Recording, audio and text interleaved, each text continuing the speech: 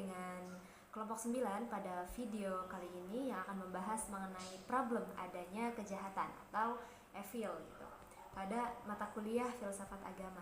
Nah, di sini kita beranggotakan 3 kelompok, yaitu pertama ada Elvi Gorido, terus ada Anissa, dan kemudian ada saya sendiri, Herlina Eka Putri. Nah, langsung saja pada materi. Nah, kejahatan adalah satu dari sekian banyak kesulitan yang berkaitan dengan persoalan keadilan Tuhan. Nah, pembahasan ini mungkin terasa sulit gitu, karena ia memang bukan persoalan ilmiah gitu, yang dapat dijawab melalui eksperimen dan observasi gitu. Nah, bukan pula masalah praktis yang bisa diselesaikan dengan keputusan dan tindakan. Tetapi ini lebih merupakan problem filosofis yang menghendaki satu dalil pemikiran yang dapat menjelaskan secara proporsional, karena begitu fundamentalnya persoalan ini sehingga hampir semua ajaran yang bersifat keagamaan ataupun teologis maupun kefilsafatan merasa perlu memberikan tanggapan dengan cara dan metodenya masing-masing. Nah, mungkin pada video kali ini akan membahas 3 poin besar, yaitu pertama problem dasar kejahatan, terus yang kedua ada problem kejahatan dalam berbagai perspektif, dan yang ketiga yaitu ada pendekatan problem kejahatan dan keberadaan Tuhan. Nah, mungkin untuk materi yang pertama akan diserahkan kepada pemateri selanjutnya.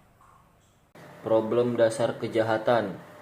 Kata kejahatan selalu diperhadapkan kepada manusia lewat peristiwa-peristiwa yang dikategorikan ke dalamnya, baik berupa peristiwa yang dialami sendiri oleh tiap orang, maupun lewat narasi yang disampaikan orang lain atau media massa. Masalah kejahatan dan penderitaan dapat muncul dalam berbagai bentuk. Bagi para filsuf agama, kategori umum yang sering digunakan terhadap hal itu adalah kejahatan alam natural atau evil dan kejahatan moral atau evil. Menurut John Hick, sebagaimana disitir oleh Meister, penderitaan karena kejahatan moral adalah apa yang berasal dari manusia, seperti pikiran kejam dan ketidakadilan yang meresap ke dalam perbuatan. Selanjutnya, problem kejahatan dalam berbagai perspektif. Yang pertama yaitu kejahatan dari perspektif ilmiah. Dalam ilmu-ilmu sosial, kejahatan diartikan sebagai gejala sosial yang lahir dalam konteks ketidakadilan struktural atau perwujudan kebinekaan perilaku manusia yang merupakan reaksi-reaksi atas kondisi kelas sosial, ekonomi seseorang atau kelompok masyarakat. Kejahatan selalu dikaitkan dan diartikan sebagai gejala politik. Pendapat ini antara lain diutarakan oleh Queene. Menurut Queene, kejahatan adalah suatu ketentuan mengenai perilaku manusia yang diciptakan oleh golongan berkuasa dalam masyarakat yang secara otomatis terorganisir. Selanjutnya, problem kejahatan dalam berbagai perspektif. Yang kedua, kejahatan dari berbagai perspektif teologis. Ya, masalah kejahatan dalam teologi menunjukkan kontradiksi antara realitas kejahatan dan kepercayaan religius akan kemahakuasaan Tuhan. Dalam sikap klasifikasi umum, bidang teologi menawarkan 3 macam pemecahan. Yang pertama, Menonisme dari ajaran Vedanta Hinduisme yang menyatakan bahwa kejahatan adalah satu maya atau ilusi. Yang ketiga, kejahatan dari perspektif filsafat. Problem kejahatan dari sudut pandang filsafat itu berakar pada 4 persoalan dasar. Pertama, persoalan tentang eksistensi Tuhan sebagai pencipta segala sesuatu. Yang kedua, persoalan tentang eksistensi kejahatan sebagai tragedi realitas. Yang ketiga, persoalan tentang eksistensi manusia yang bebas sekaligus sebagai agen tanggung jawab. Dan yang keempat itu persoalan tentang eksistensi alam yang dinamis dengan hukum-hukum dan perkembangannya sendiri. Nah, jadi masalah kejahatan dalam filsafat itu berakar pada 4 persoalan yang mendasar tadi. Nah, keempat persoalan itu tuh saling berkaitan dan menimbulkan pertanyaan filosof tentang asal-usul serta sifat kejahatan. Nah, filsafat sendiri itu berperan dalam mengkaji dan memahami kompleksitas tersebut tanpa membatasi diri pada dogma tertentu. tertentu. Lalu selanjutnya yaitu pendekatan problem kejahatan dan keberadaan Tuhan. Nah, yang menjadi fokus perhatian penting kaum teistis atau yang mengakui keberadaan Tuhan adalah bagaimana mendamaikan fakta-fakta kejahatan di dalam dunia dengan eksistensi Tuhan yang diakui sebagai Maha Kuasa, Maha Baik, dan Maha Tahu. Nah, jawaban-jawaban filosofis terhadap masalah kaum teistis itu telah diberikan oleh para filsuf agama, baik lewat argumentasi kehendak bebas manusia maupun di bidang teodis. Nah, di pendekatan problem kejahatan dan keberadaan Tuhan ini juga terdapat beberapa poin. Poin yang pertama itu secara logis.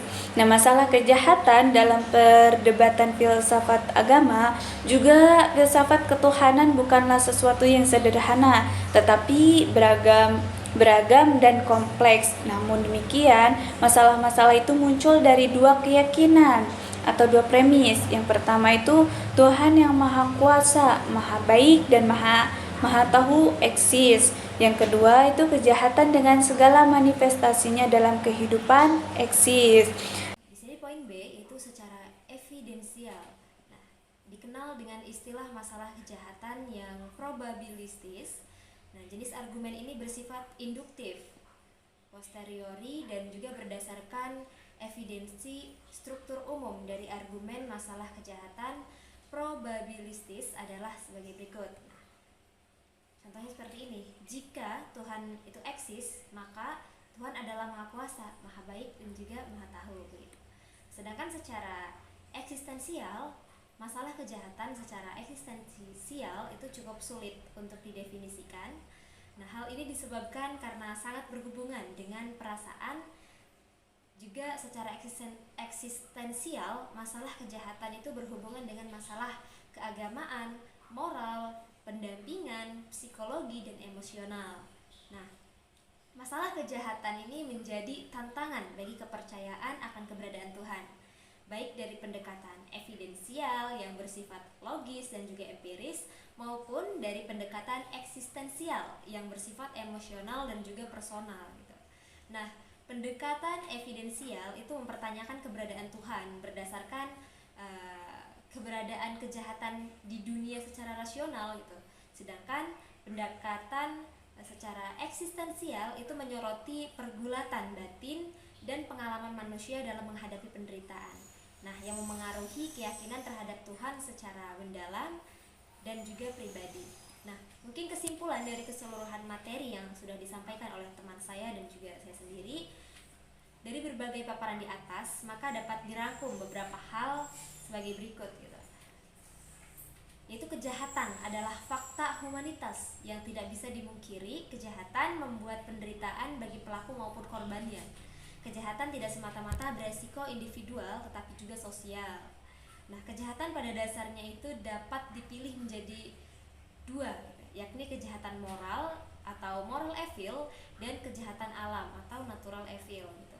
Nah, problem kejahatan yang paling menyita perhatian seluruh pemikir adalah jika kejahatan dikaitkan dengan keberadaan Tuhan.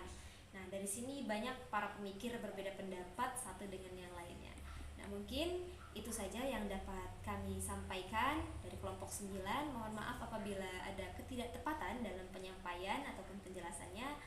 Mohon maaf, terima kasih. Wassalamualaikum warahmatullahi wabarakatuh.